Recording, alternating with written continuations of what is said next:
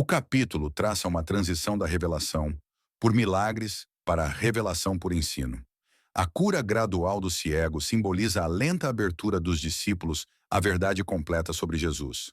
A confissão de Pedro é um marco, mas sua reação ao sofrimento revela que ele ainda esperava um Messias triunfante, não um servo sofredor. Jesus redefine tanto o messianismo quanto o discipulado. O caminho para a glória passa pela cruz, tanto para ele quanto para seus seguidores. A pergunta "Quem dizeis que eu sou?" é pessoal e exige uma resposta que se traduza em entrega total.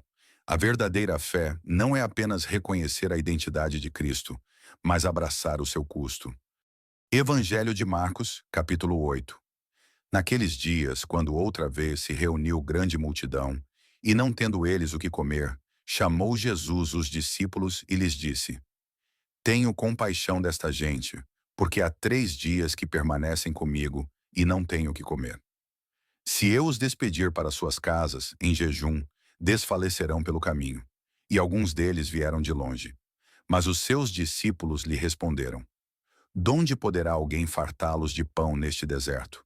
E Jesus lhes perguntou: Quantos pães tendes? Responderam eles: 7. Ordenou ao povo que se assentasse no chão. E tomando os 7 pães, partiu-os, após ter dado graças, e os deu a seus discípulos, para que estes os distribuíssem, repartindo entre o povo. Tinham também alguns peixinhos, e abençoando-os mandou que estes igualmente fossem distribuídos. Comeram e se fartaram, e dos pedaços restantes recolheram 7 cestos. Eram cerca de 4.000 homens. Então, Jesus os despediu. Logo a seguir, tendo embarcado juntamente com seus discípulos, partiu para as regiões de Dalmanuta. E saindo os fariseus, puseram-se a discutir com ele, e tentando-o, pediram-lhe um sinal do céu. Jesus, porém, arrancou do íntimo do seu espírito um gemido e disse: Por que pede esta geração um sinal? Em verdade vos digo que a esta geração não se lhe dará sinal algum. E deixando-os, tornou a embarcar e foi para o outro lado. Ora, aconteceu que eles se esqueceram de levar pães e no barco não tinham consigo senão um só. Preveniu-os Jesus dizendo: Vede, guardai-vos do fermento dos fariseus e do fermento de Herodes. E eles discorriam entre si: É que não temos pão. Jesus, percebendo-o, lhes perguntou: Por que discorreis sobre o não terdes pão? Ainda não considerastes nem compreendestes? Tendes o coração endurecido? Tendo olhos não vedes? E tendo ouvidos não ouvis? Não vos lembrais de quando parti os 5 pães para os 5.000? Quantos cestos cheios de pedaços recolhestes? Responderam eles: 12. E de quando parti os 7 pães para os 4.000? Quantos cestos cheios de pedaços recolhestes? Responderam: 7. Ao que lhes disse Jesus: Não compreendeis ainda? Então chegaram a Betsaida, e lhe trouxeram um cego, rogando-lhe que o tocasse.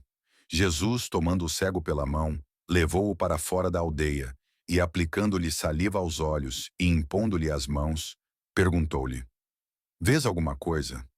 Este, recobrando a vista, respondeu: Vejo os homens, porque como árvores os vejo, andando. Então novamente lhe pôs as mãos nos olhos, e ele, passando a ver claramente, ficou restabelecido, e tudo distinguia de modo perfeito. E mandou-o Jesus embora para casa, recomendando-lhe: Não entres na aldeia. Então, Jesus e os seus discípulos partiram para as aldeias de Cesareia de Filipe. E no caminho, perguntou-lhes: Quem dizem os homens que sou eu? E responderam: João Batista, outros, Elias, mas outros, algum dos profetas. Então lhes perguntou: Mas vós, quem dizeis que eu sou? Respondendo, Pedro lhe disse: Tu és o Cristo.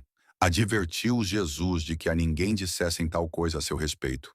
Então começou ele a ensinar-lhes que era necessário que o Filho do Homem sofresse muitas coisas, fosse rejeitado pelos anciãos, pelos principais sacerdotes e pelos escribas, fosse morto e que, depois de 3 dias, ressuscitasse.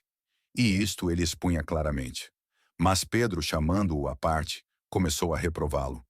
Jesus, porém, voltou-se e, fitando os seus discípulos, repreendeu a Pedro e disse: Arreda, Satanás! Porque não cogitas das coisas de Deus, e sim das dos homens.